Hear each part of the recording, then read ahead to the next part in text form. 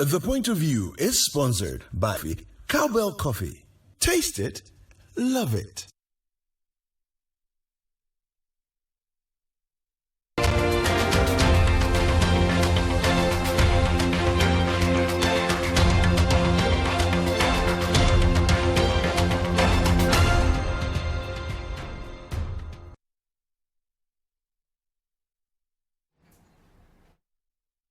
Welcome to The Point of View. This is your favorite current affairs show on television. Here on The Point of View, we pick the right topics, get the right guests, ask them relevant questions on issues that matter to you.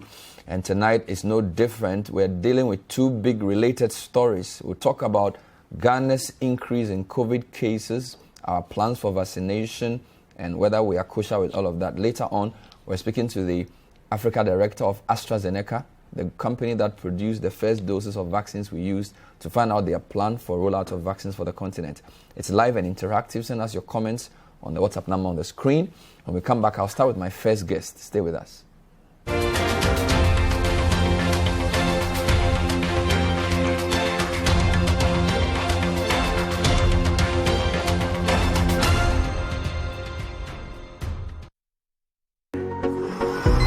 I woke up this morning. Nothing wakes me up better than a cup of cowbell coffee. Delicious coffee aroma.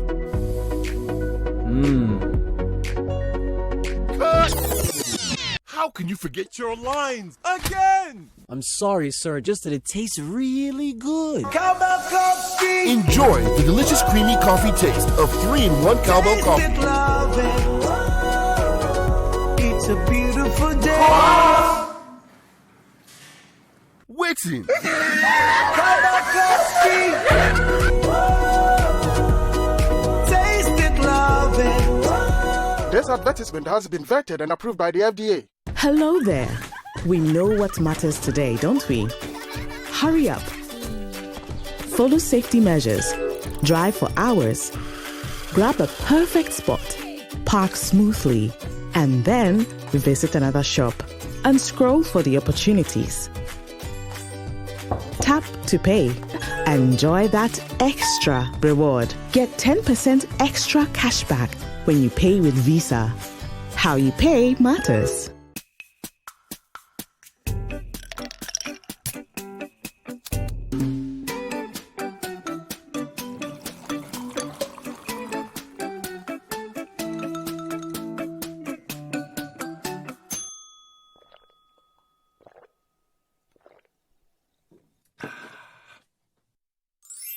Good Day Energy Drink keeps you going. Available in major supermarkets and shops near you. Excessive drinking can be detrimental to your health. Not recommended for persons under 18 years, lactating mothers, pregnant women, and people sensitive to caffeine. This advert is FDA approved.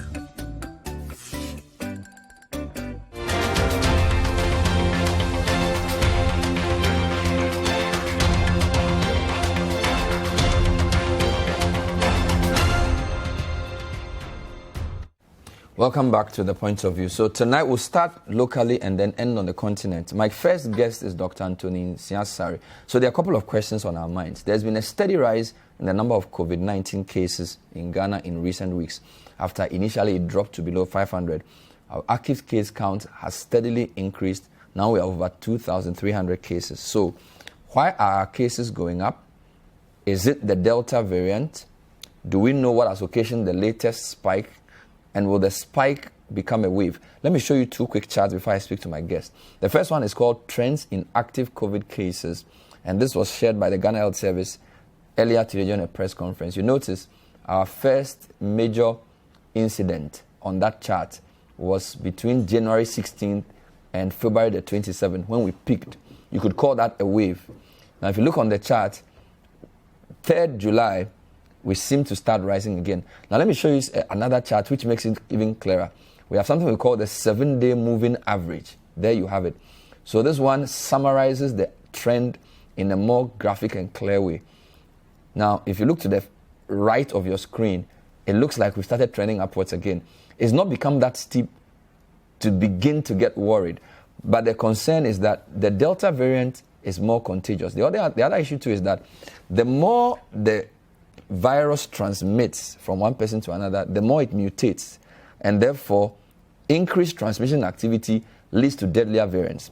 Dr. Anthony Nsiah-Sarri is the President's advisor on health. He's joining us to give us whether a sense of comfort or a sense of concern. Doc, good evening. Welcome to the program. Good evening. How are you? I'm very well. Good to see you again. Thank you, Bernard.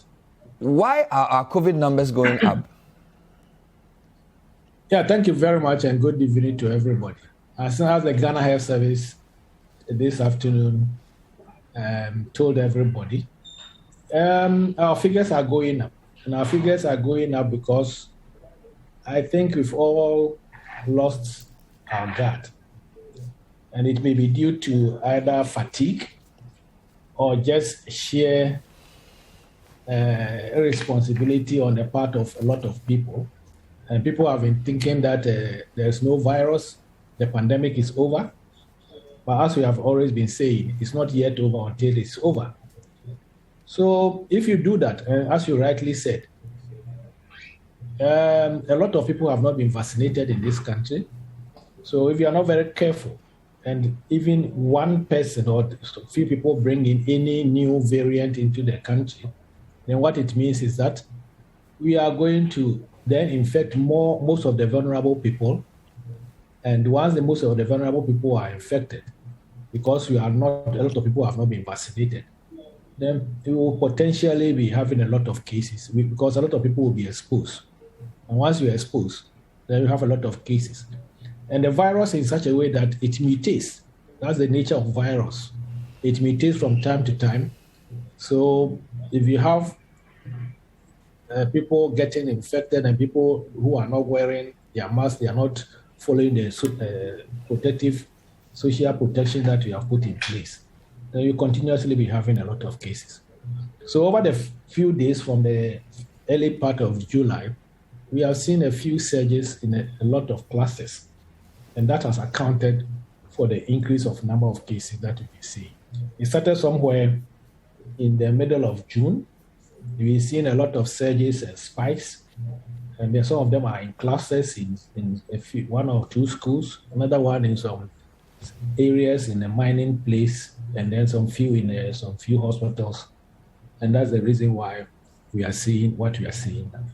So we are not out of the woods yet. And once there is a third and second wave in other parts of the group, then definitely, potentially, if you don't take care of ourselves, then we also move into that direction. What about the airports and entry points? What have the numbers there suggested about whether the Delta variant could also be on the rise? Because we know that a couple of weeks ago, the Delta variant was not even in our communities. It was just at the airports. What can you say about the cases that we are getting, which are imported from abroad? And what signal does that send about the possibility of the increase in the Delta variant? Yes, so far, the airport, since we opened the airport and we started testing at the airport, we've tested about 356,492 people as at the 10th of July. And then we have the positive cases about, let me get you the right figure. At the airport, we have positive cases of 1,971. So these are the potential cases who have come into the country if we have not tested them and found them out and then isolated them and managed them.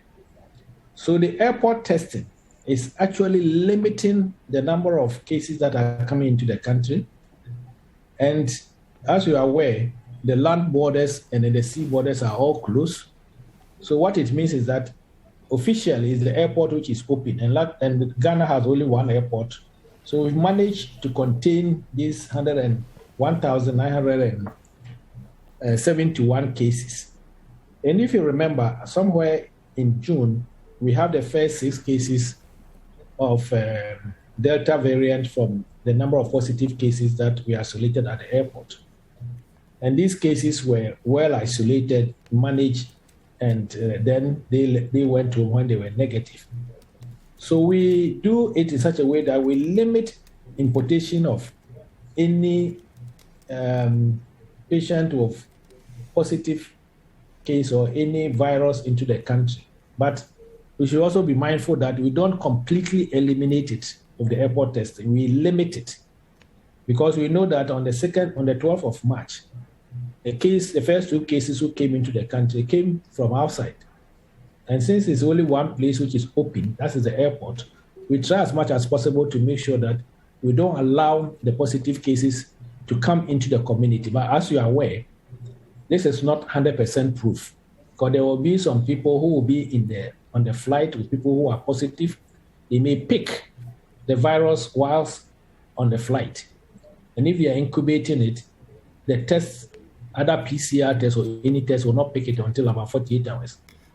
So we advise the negative cases to go home and then observe the protocols that we have put in place. But as you are aware, if you ask somebody to go home and it's negative, definitely they will get into the community. So by that way, we also would bring some few cases who are also maybe potentially can develop the virus after a few days into the community. The genomic sequencing that we do is for all positive cases. They sample it and do the genomic sequencing for the cases. And the Delta variant has been isolated, or have been isolated about 34 patients. 6 of them are from the airport. And then we realized some time ago, I think about a week or so, a week and a half ago, that we have the Delta variant also in people who have not traveled and they are in the community. So that's why we alarmed and we let everybody know that the Delta variant is now in the country. Okay. But genomic sequencing is done for all the different types of variant. We know we have the Alpha variant, which is a UK variant. We have the Beta, which is a South Africa. We have the Gamma, which is a Brazilian type. And we have the Delta and the Kappa, which are the Indian type. And so far, Noguchi, West Africa's Center for Cell Biology, and the University of Health and Allied Sciences have been doing the genomic sequencing for us since July last year. And we've realized that as of June this year, they've done a total positive cases of 1,262, which we have the different types of variants, which variants of concern and variants of information. But the dominant variant so far is the Alpha variant, which is the UK variant. And the Delta variants are only a few cases that we have identified. Do we know how many of the cases are Delta of the 1,262? 34 of them. 34. So it's still a very small percentage. But we are told that Delta is more. It's about 3%. But we are told that Delta is more transmissible and possibly more deadly. Is this correct? The Delta is more transmissible and then also very virulent and deadly. But luckily, if you are vaccinated, our vaccines are very, they prevent you from getting very sick and also dying from. Okay, I'll come to vaccination shortly, but let's talk about the students. Again, the Ghana Health Service said over 2,000 students from 363 schools have contracted COVID-19 since January 2021. That's concerning, isn't it? Over 360 schools have COVID cases, and all regions except the Northeast have had at least one school with COVID cases. What is happening in our secondary schools? Yeah, our secondary schools are the safest places in this country now. The reason being that they are within 4 walls. That's what I'll be saying every time. And mind you, this is for all schools in Ghana, including the tertiary and the primary and the secondary schools. So we have to juxtapose the two, that the number of schools, there are thousands of schools, and the number of schools which have been positive. So what it means is that our teachers are doing very well. The parents have also done very well. Government has also provided them with all the PPEs. So secondary schools are not very bad place to be. I don't think we have seen so many schools having positive cases. But as you rightly said, we are also very much concerned about that. And we take care of it and then contain it as quickly as possible because they are within the 4 walls of the compound of the school. So this is how it is.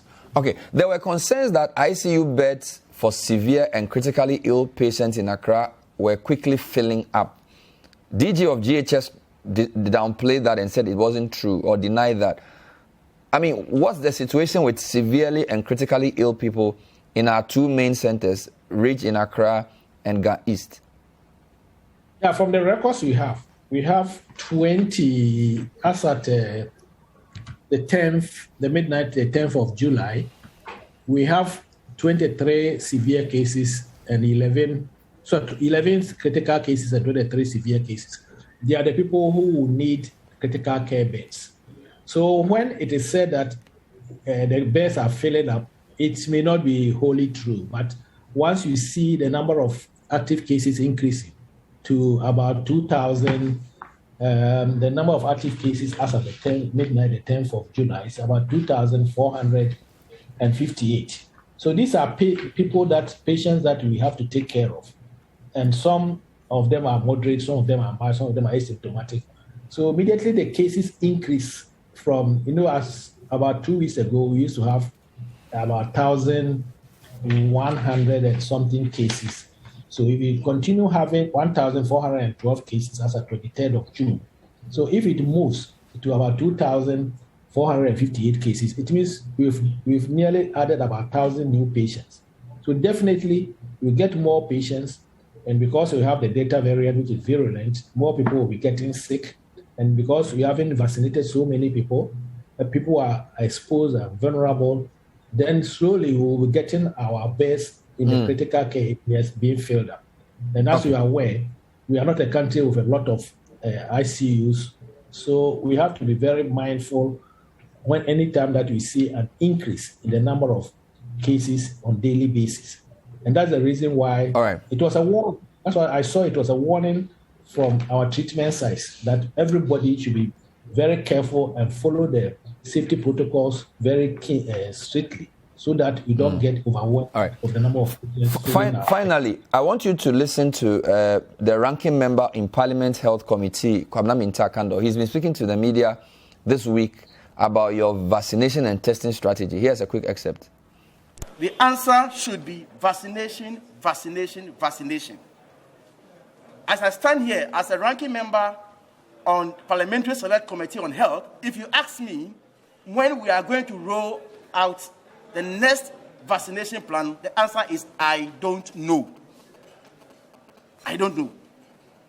And the worst of it all is that we have stopped doing testing. Now, if you have a positive case, it takes you, the patient, to go and test your relatives. There's no government plan. I'm sure you heard that. What's your reaction to that, Doc? My reaction to that is that, yes, we may not know the rollout which is coming for vaccination. Because as we also sit here, we don't manufacture any vaccine in this country, for that matter, in the whole of Africa. So we depend on the manufacturing companies outside. And as you are aware, we are getting most of our vaccines, especially the AstraZeneca, for the AMC countries, which are the developing countries in Africa and South America and some parts of Asia, from Serum Institute of India. They have a problem with the second wave, and they've been giving their vaccines to their people. So we don't have any control over the number of vaccines which are coming. We depend on what the manufacturers from other countries will give us. We depend on the multilaterals. We depend on also on the other in the countries like the UK and the US, what they want to give us.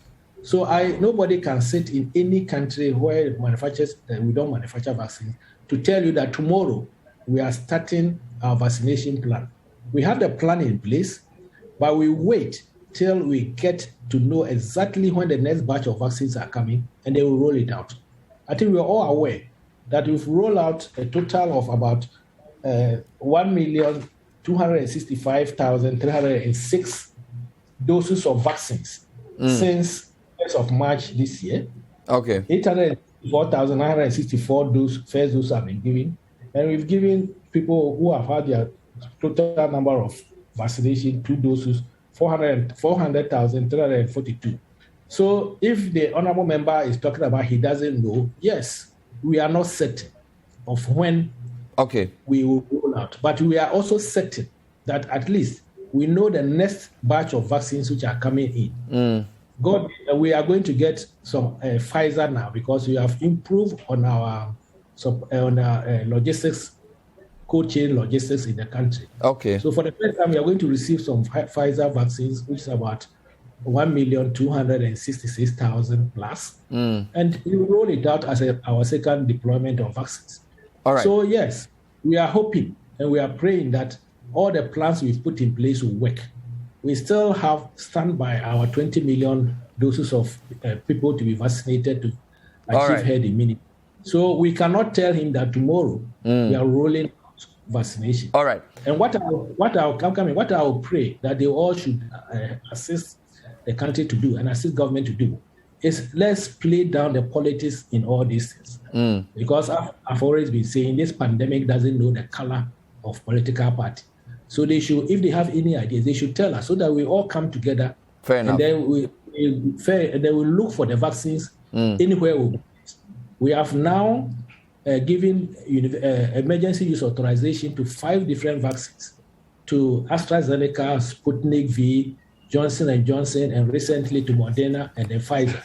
Any vaccine that you get among these 5 that has been given emergency use authorization, we'll use it. And we are going all out, multilateral, through the bilateral engagement, also through even people who have it at other countries where they can give it to us if you are very sure of it, we go for it. So let's play down the politics of it and let's get our vaccines into the country for the good people of this country. We thank you for your time and thank you for your work. That was Dr. Anthony Nsiah-Sarri. He's the President's Advisor on Health. This is still the point of view. Now, we are segueing nicely into the second part. He spoke about the availability of vaccines. My next guest is the lady who's in charge of the company that has supplied the most vaccines to African countries. Now, AstraZeneca and Oxford have come together, and over 124 countries have sourced vaccines from those places, from that source. We're talking to Dr. Barbara Nell. When we come back to the point of view, stay with us.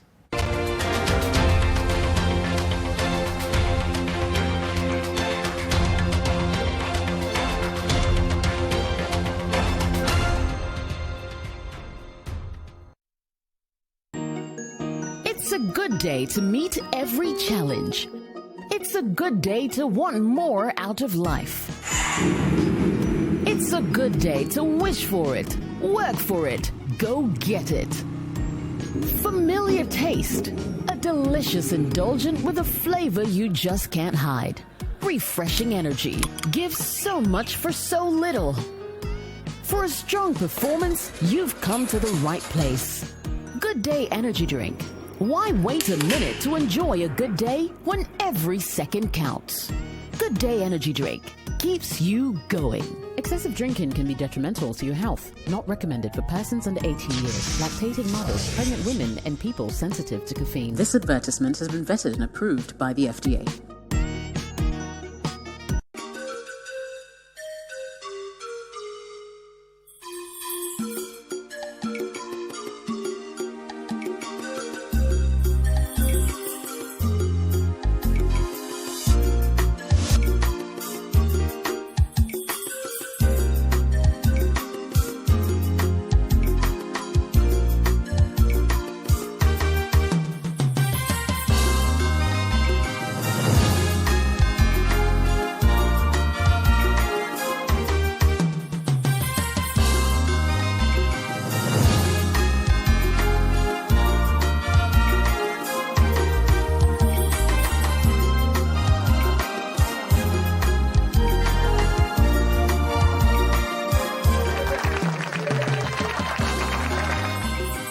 Whatever the occasion, with ATL, you can never be out of style. ATL, bringing fabric to life.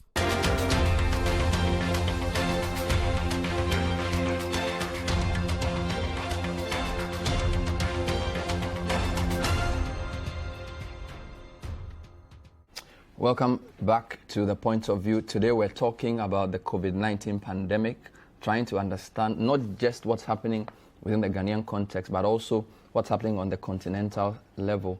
I'm sure you've heard that in Africa, less than 2 people per 100 have been vaccinated. And in fact, less than 1% of the continent's population has been vaccinated. This compares to about 68 people per 100 in high-income countries. Trying to understand the continental picture for vaccinations and the progress being made by one of the most important vaccine manufacturers in the world, AstraZeneca. I'm very privileged to have here with me the Director for Africa for AstraZeneca, Barbara Nell. Barbara, great to have you. Welcome. Thank you very much for having me. It's good to know that the company that's done the most for Africans in terms of vaccines is run in this continent by you. What does that job description mean? Africa Director of AstraZeneca. What do you do? So I'm responsible for South Africa, Sub-Sahara Africa, which includes English-speaking and Portuguese-speaking Africa, as well as French-speaking Africa. And as AstraZeneca, we've been here in Africa, in many of the countries, for more than 25 years. Obviously, at the moment, the awareness is very much there around the vaccine. But the mainstay of our business is still within the non-communicable diseases, so areas such as asthma, diabetes, and also cancer care. So it was upon the onset of the pandemic that you came together with Oxford to work on a vaccine. But prior to that, you were working in public health within the NCD area. Absolutely, yes. And I think it was especially AstraZeneca's commitment, together with Oxford, to say we want to bring this vaccine to the world at no profit. I think that was the fundamental premise of the AstraZeneca-Oxford collaboration around the vaccine. How does a pandemic change the way a company like yours works? Swedish, British, long track record of excellent delivery of health services. Around early 2020, we hear this thing is happening, and then 3-4 months later, it's become global. How shocking was it for even a large company that's in healthcare like yours? So as an Anglo-Swedish company, very often we would maybe be associated with sometimes slightly slow decision-making. You know, it's a big multinational. We have a huge global footprint. So I think, yes, it disrupted us fairly significantly. I think what we've done with the vaccine is actually a great example how even a big multinational can take risks, how they can be entrepreneurial, and how they can really say, well, we're doing this for what is best for people and what is best for patients. And I think that, for me, I think is what also makes me proud of what we as AstraZeneca have done during the pandemic. At what point did AstraZeneca realize that you would have to play a role in the vaccine conversation? Because, as you said, initially nobody was sure what we were doing. It was like we're still feeling ourselves around. Has it always been in your DNA to be in the vaccine space, or was it because of the way the pandemic was evolving and one meeting led to the other? Just walk us through how you became so prominent in the vaccine conversation. I think it's the latter. I think it was one meeting that led to another. I think, we have a very strong presence in the UK, being an Anglo-Swedish company, and I think to partner with one of the, like the most prestigious universities and research centres, such as the University of Oxford, in a way was a natural collaboration. And I think it was, through the discussions of our team, our AstraZeneca senior management team, very much led by Meni Pangalos, who is responsible for the research and development, as well as Pascal Soriot, our CEO, together with the team at Oxford. And those discussions, I think one thing led to another. And I think it was then this common ground that we were able to find with Oxford to say, we are willing to do this at no profit. We are committed to making this a vaccine for the world, and especially to do this through equitable access, so to also have a very strong focus around low and middle income countries. And this is where Africa is so important. So typically we feel vaccine manufacturing has a long way of working. Yes. So there are clinical trials, there are all kinds of things that happen. You and your other competitors managed to shorten that time rather drastically. Yes. I mean, what went into that? Was it just money, or was it that we relaxed the protocols? How were you able to come up with the vaccine? I think by February 2021, we in Ghana got our first doses, which is almost unbelievable. It is. And I think the first thing is, despite the fact that the timelines were shortened, no corners were cut. Okay. It was very clear that the 9 companies, multinational companies that were, in a way, the front runners in the vaccine race, I would say, they all signed an agreement to say that, all the necessary protocols, safety standards, quality standards will be met. I think what it took is a lot of very dedicated people, literally working around the clock, from the scientists to the people in terms of production. We have one common enemy here, and that's COVID. And I think that's really what brought the best to the fore. It has definitely also shown us what, as an industry, we are capable of, and how quickly, if it's really needed, we are able to move from concept and from a problem to actually finding a solution. Because vaccines, in the end of the day, is our way out of the COVID-19 pandemic. I want to show viewers a chart to give a sense of how impressive AstraZeneca Oxford has been. So, which vaccine has the greatest global reach? This is a BBC chart that they prepared. This is probably yesterday. There you have it. So, Oxford AstraZeneca in 174 countries and territories. Then Pfizer BioNTech 102, Sinopharm from China 64. So, Pfizer BioNTech is US. Moderna US 52, Sputnik V Russia 47, Sinovac China 34, Janssen Germany 27. Then you have other ones there. So, I mean, this is serious because, walk me through this. How did we get here? Because I remember in March, there was an announcement by Europe that about 6 countries were suspending their use of AstraZeneca. It led to a big conversation, apart from the UK. So, how did we move from March 2021, where about 6 or 7 European countries say they are blood clots, we're not going to use your vaccine, to this 174? So I think the key thing is that commitment that we had around broad and equitable access. So if we look at that, yes, 174 countries. What I feel more proud of is the fact that 38 countries of the 174 are countries that's in Africa. So if we look at that, 9 out of 10 doses of the AstraZeneca vaccine that's coming out of COVAX at the moment are AstraZeneca vaccines. COVAX is there serving the low and middle income countries. And if we look at COVAX alone has served more than 120 countries. So it is really that commitment right from the word go. We are doing this at no profit, and we are really focused on broad and equitable access. We are definitely not getting the, if we look globally, we do know that there is a real dire need in Africa, and the situation in Africa right now is quite critical. But at the same time, we are seeing that the vaccines are flowing. Some people thought some of the skepticism about your vaccine and other vaccines was not just because of vaccine skeptics. Some people suspected competition because there's also geopolitics in there. All these companies I'm mentioning have specific places they work. So, for example, in the UK, they never stop using the AstraZeneca. So somehow, I mean, I'm sure you can't tell me everything, but how much of a setback was it when you heard in March that about 8 countries, Germany, France, Italy, said they were going to suspend? Add that to people are already skeptical about vaccines. How much of a setback was that for your company? So I think for me it goes back to what the WHO is saying. And I mean, the WHO has a global reach, and they have been very clear in terms of their support around the AstraZeneca vaccine. They've made it very clear that from an efficacy perspective, it is efficacious, and from a safety perspective, the benefits of the vaccine far outweighs the risk. And I think that's what we need to go with. And they've been very clear also that this vaccine, the AstraZeneca vaccine, should be rolled out in all countries, irrespective of the variants that you currently have within your country. And I think that's why we have that reach, as you've just seen on that chart, of 174 countries that have benefited from the AstraZeneca vaccine. So there's clearly an issue of your company's commitment to equitability. Yes. As a consequence, there's a price issue there. But I want to show another chart, how the vaccine companies compare. So you have there about 6 or the 5 main companies. You notice that in terms of the storage, yours and I think to an extent Novavax can be stored in regular fridge temperatures.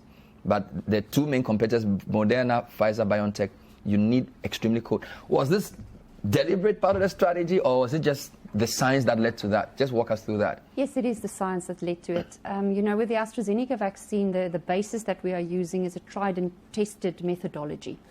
And I think we know in Africa that sometimes that last mile that you need to go, and even here in Ghana, what they're doing, using the drones to deliver the vaccines, I think it speaks to the fact that it's not just the non-for-profit approach that we have from a pricing perspective, but it's also then the benefits in terms of storage, etc., that also serves the continent of Africa and the low and middle income countries very well.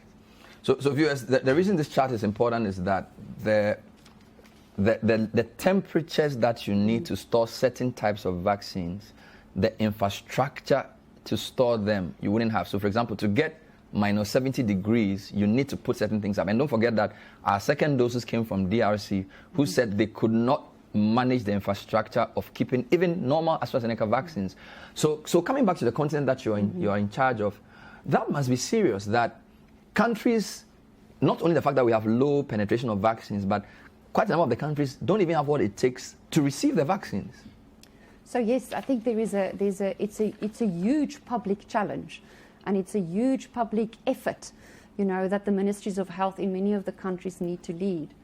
And I think the good thing there is if we look at the main supplier of the AstraZeneca vaccine, into Africa, the Serum Institute of India, they've been a trusted partner of vaccines in Africa for many decades. And now I'm talking about, vaccines that we are using in our children, the immunization program for children, etc. So in a way, we do know that the infrastructure is there. Now with COVID, the challenge is just you need to use that infrastructure to also vaccinate adults. So I think it's a combination of that, as well as in many of the countries what we've learned from dealing with other pandemics and challenges, for instance, HIV/AIDS, what we have done, had to do there, Ebola. So I think there is a lot of knowledge already sitting in many countries in Africa that we can also harness in terms of how we need to effectively and at scale roll out the vaccine distribution. This is the point of view. We're talking to the Africa Director.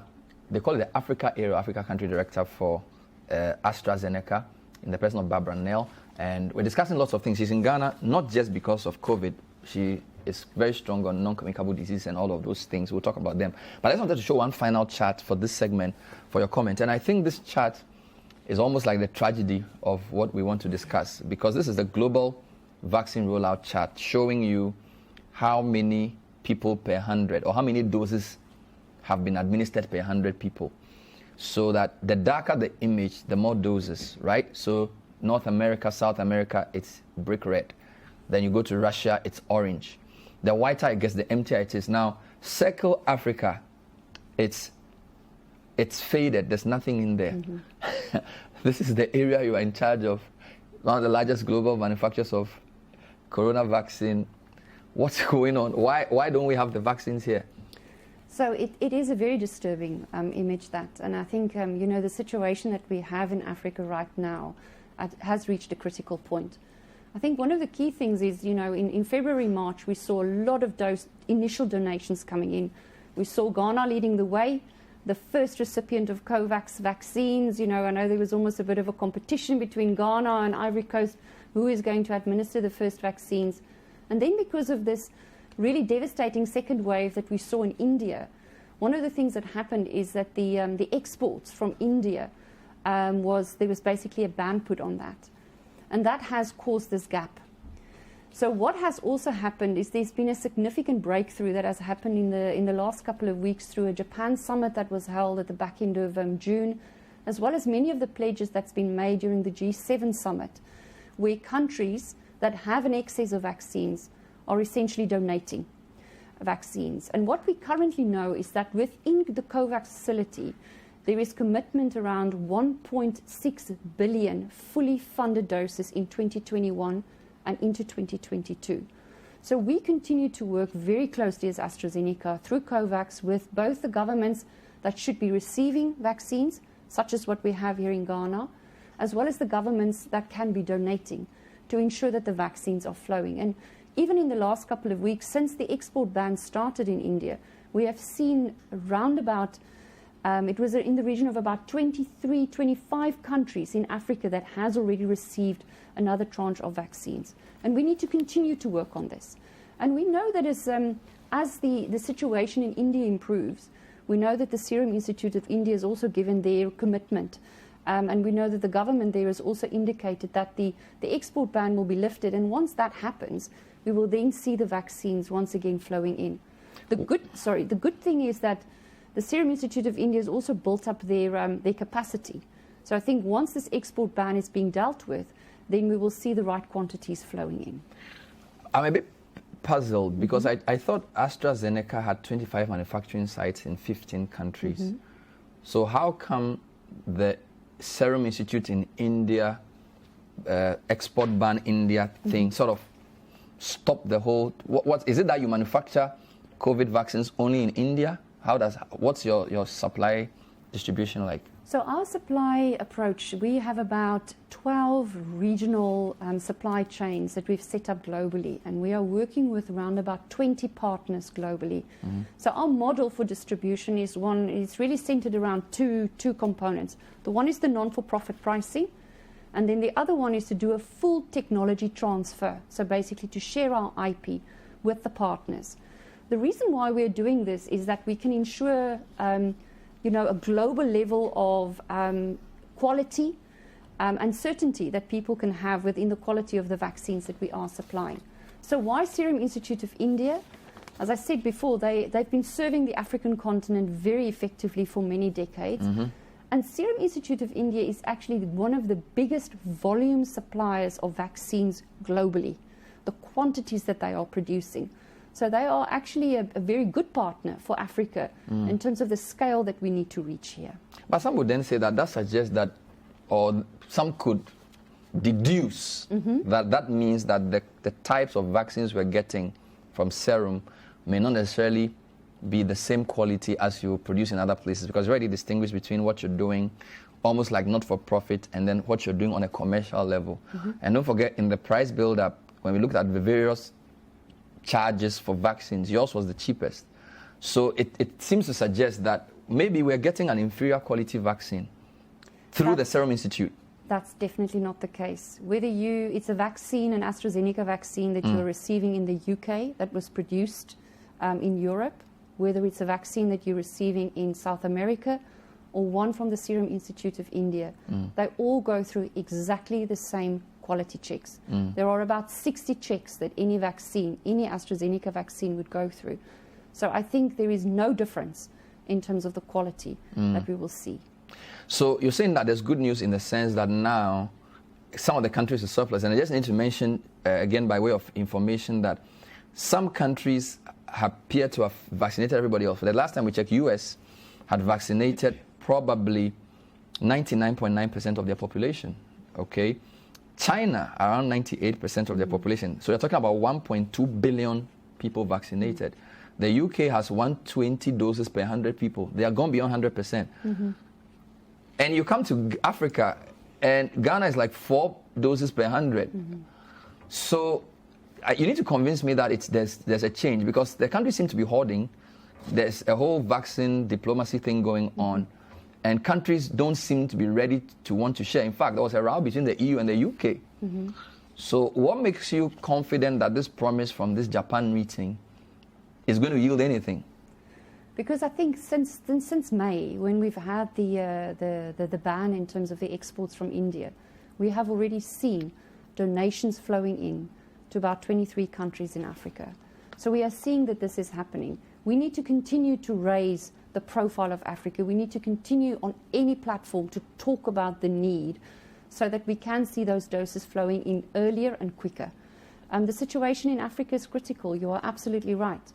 And we shouldn't be 4 out of 100 is not a number that we should be proud of. We should continue to work, and this is where our collaboration as AstraZeneca through COVAX with the ministries of health here in countries like Ghana and across Africa, as well as the countries donating, we need to continue to drive and make sure that this is top of mind for them as well. Just to get it clear, so these 23 countries, is it bilateral or is this going through COVAX? It's a combination of both. So some of it is that a country donating can say they donate their doses to COVAX, and COVAX then makes a decision. In some cases, they might donate it directly.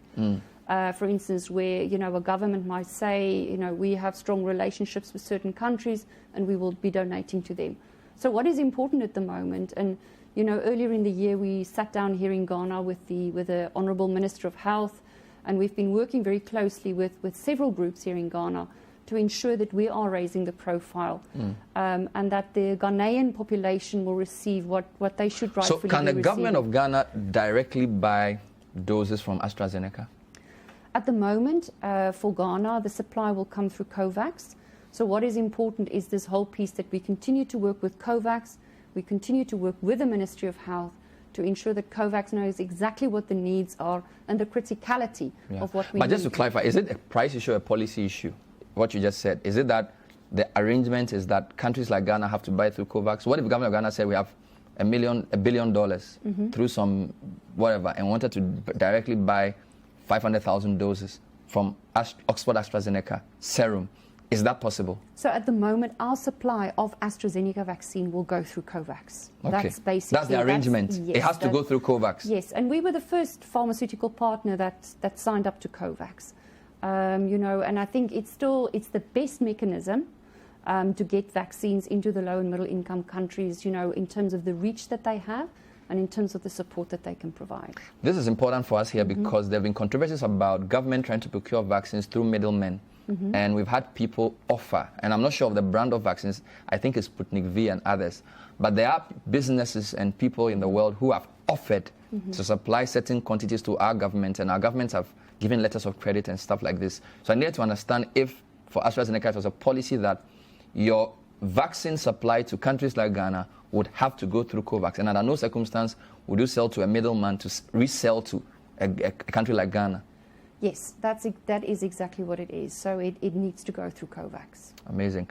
Let's come to other things. So your training is in non-communicable diseases. And the way that media works and the way the world works, once there's a big pandemic, we all shift to communicable. So the communicable have more coverage. But you're in Ghana this second time around, at least in the past few months, not to talk COVID necessarily. You're here, I understand you're talking asthma, you're doing something on NCD screening, and Kambaya, Shanga, something pharmacy. I mean, why is the head of AstraZeneca Africa in Ghana and not talking about COVID and dealing with all these things? So we are talking about COVID, but I think what is very important is if we look at the broader healthcare, and, very much at the moment the focus is on COVID and the vaccine and everything, and we continue to work on that. But at the same time, it's just as important to keep a focus on the non-communicable diseases, hypertension, diabetes.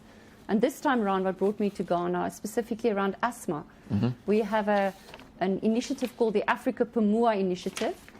Pumua is the Swahili word for to breathe. Okay. And we're really looking at many countries in Africa. We are looking at pediatric and adult asthma. And what we are focusing on this week here in Ghana are certain donations that we have made into hospitals for machines called nebulization machines. And it's essentially used for pediatric patients if they suffer from a severe asthma attack and they're brought into the emergency ward, that they are able to sit and they can receive their medication through the medication being nebulized. So really the Africa Pumua Initiative is about building capacity.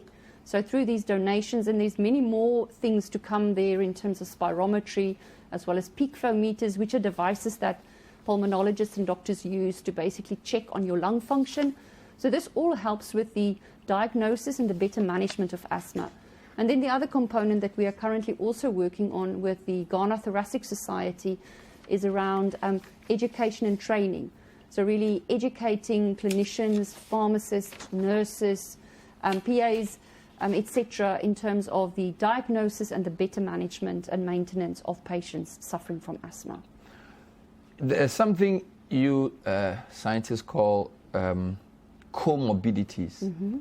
And the impression I get is that what if you even got COVID-19, what would actually lead to your death may not be the COVID, but it could be something else. And you're discussing asthma, and these are all breathing. How serious are NCDs as comorbidities, and what does the research show? So at the moment, one of the key themes that we see around comorbidities with COVID is especially around cardiovascular comorbidities. Okay. So when we say the word cardiovascular, it refers to things such as hypertension, having high blood pressure, something like diabetes, which many people will associate with kind of elevated, blood sugar levels. But very often diabetes also has a link to heart conditions and heart problems. So those are very often some of the comorbidities where we have seen in the statistics from many countries, including here from Ghana, that very often those people can have either it's easier for them to develop a more severe form of COVID, or very often having really bad outcomes. Let's talk about how long you think this is going to last. Some people talk of something called long COVID. From the projections and the calculations and the supply, you've already said to me that the solution out of this is vaccines. Where in July 2021, what's your earliest positive prognosis of when a sizable percentage of Africans will be vaccinated? Or so we will know that we can cope with this pandemic properly. So I think it's a little bit trying to look into a crystal ball and to see, because it's not just Africa. You know, in order for us to really get on top of COVID, we need to get on top of COVID across the globe. So I think once the supply from Serum Institute and from India is really fully back online, and we are able to get a very steady stream of vaccines into Africa in terms of our own supply, as well as many of the other role players also taking active participation in supply into Africa, that we can get those levels up to where it should be, 60-70% of the adult population in countries being vaccinated, that we would be able to get on top of things. So I definitely think it will be into 2021, and maybe in some countries even into 2022, before we really reach that critical mass that we need. Not to be pessimistic, but the concern I have is that the vaccine being produced now is for the basic COVID.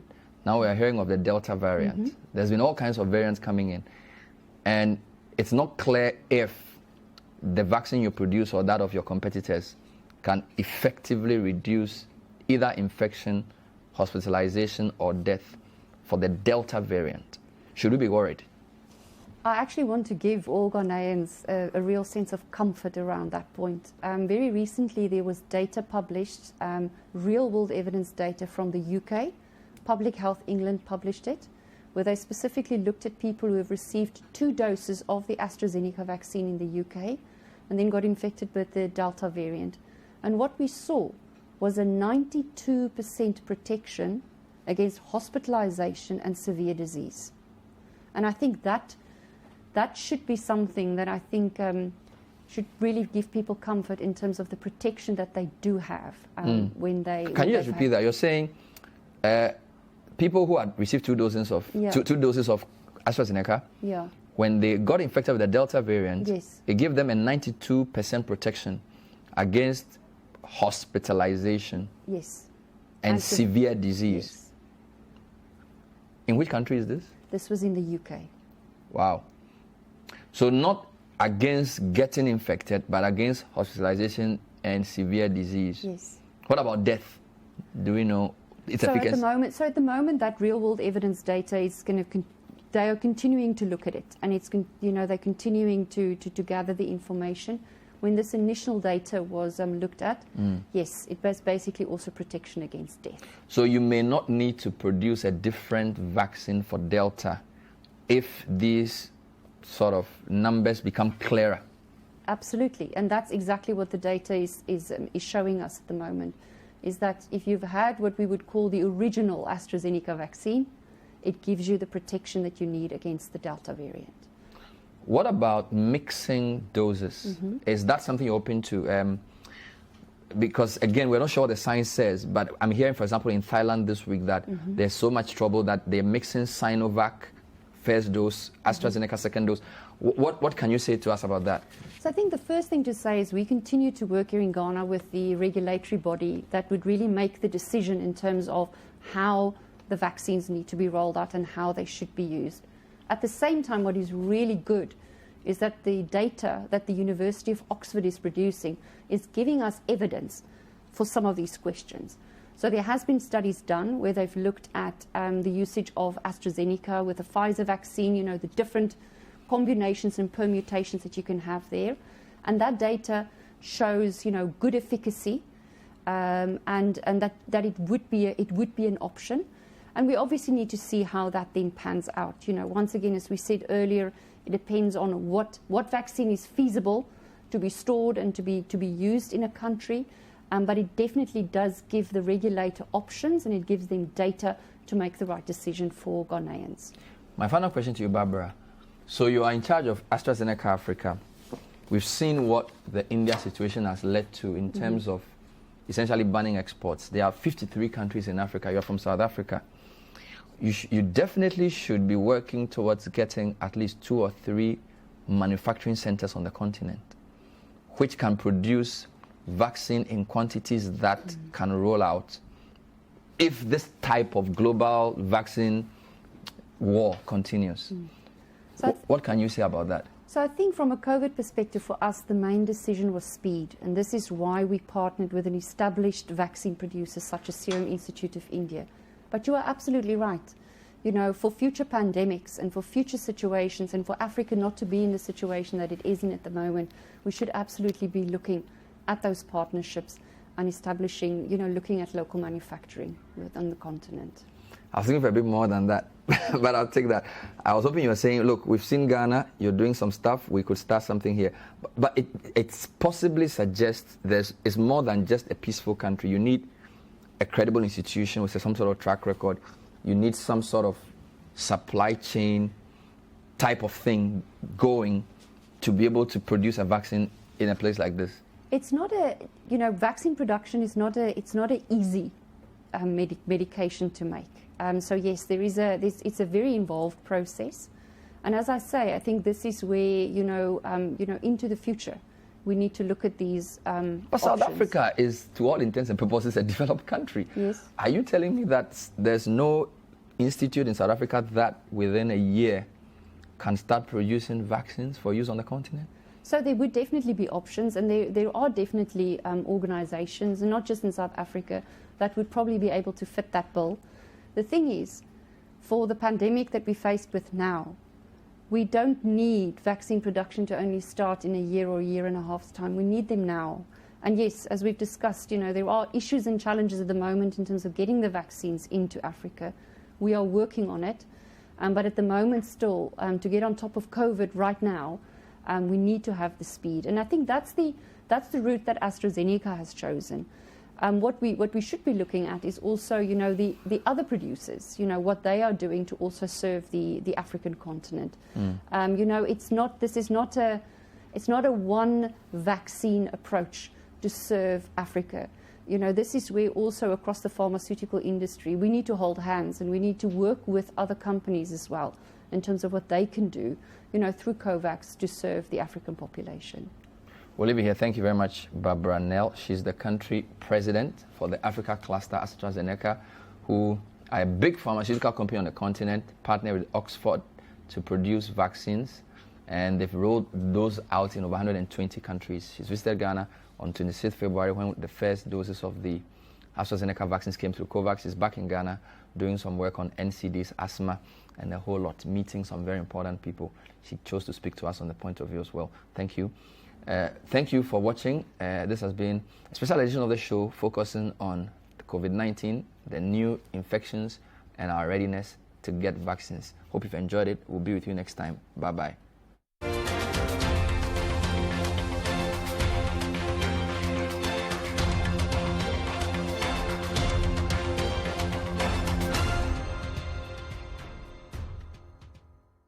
The Point of View is sponsored by Cowbell Coffee.